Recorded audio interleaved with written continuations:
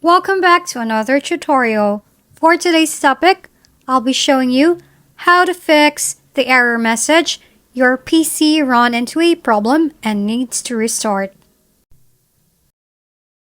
Now to fix this issue, follow the steps. If you're in the blue screen, press and hold power button for 7 seconds to force stops the computer. Now start your computer, and as soon as the Windows logo or the spinning dots near the bottom of your screen shows on, press and hold the power button to power off your computer. Repeat this process 2 to 3 times, and then you will get a text at the middle bottom of your screen saying, "Preparing automatic repair." Then you may be asked to choose an account to continue. Next, type the password of the selected administrator user account. If you are not prompted for this information, skip to the next step.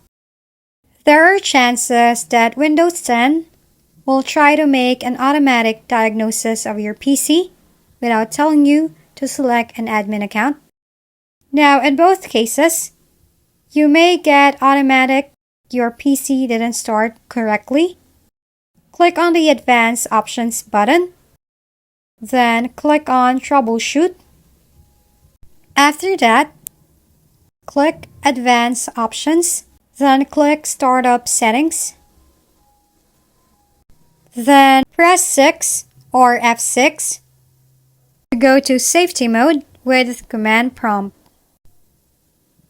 If the problem persists, then it is better if you contact Microsoft or go into a PC repair shop. If you found this video helpful, please like and subscribe. If you have any questions, drop them below, and we'll see you on the next video.